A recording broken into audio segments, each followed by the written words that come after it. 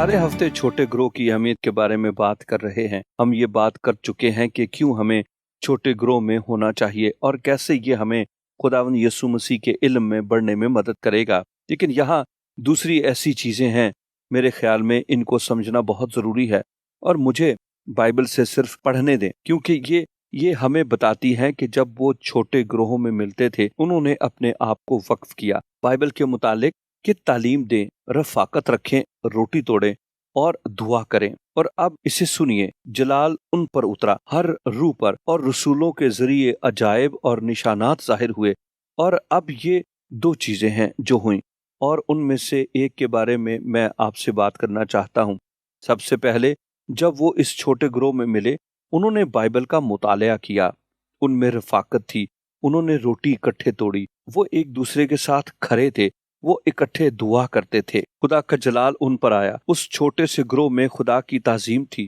उन घरों में जहां उन्होंने खुदा को अपनी कुवत यानी ताकत में देखा, उन्होंने खुदा को ऐसे जाहो जलाल में देखा, उन्होंने खुदा को अपने तकद्दस में देखा और वो जलाल से भर गए। उन्होंने उसे यानी खुदा को इज्जत और जलाल दिया। और हकीकत में यही छोटे ग्रोह का मकसद है कि हम खुदा के जलाल को देखें और खुदावंद यीशु मसीह को इज्जत और तारीफ और प्रस्तिश दें।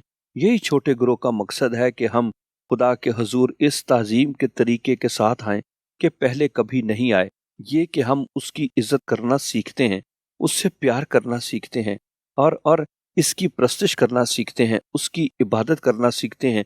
और छोटे ग्रोह के स्याको सबाक में हम इकट्ठे होते हैं और उसके नाम में 2 या 3 जमा हो, वो उनके दरमियान है और उस लम्हे के बारे में कुछ खास है। और मैं आपको अभी बता सकता हूँ। आप जानते हैं कि मैं लोगों के छोटे ग्रोह में उस वक्त मिला जब मैं नया ईमानदार था और उनसे मिलना मेरे लिए कितना जरूरी था।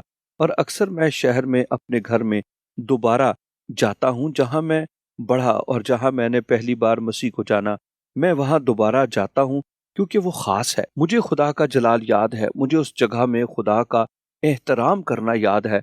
और आप अपने दिल में कुछ ऐसा बना लेंगे जिसे आप कभी नहीं भूलेंगे, और वो है खुदा का जलाल। इसलिए मुझे इजाजत दें कि आपकी हिम्मत अफजाई करूं कि छोटे ग्रोहों में मिलें, इकट्ठे प्रस्तिश करें, इकट्ठे खुदा से मुलाकात करें, छोटे ग्रुप के माहौल में, और खुदा को मौका दें कि वो अपने आप को आप पर जाहिर करें।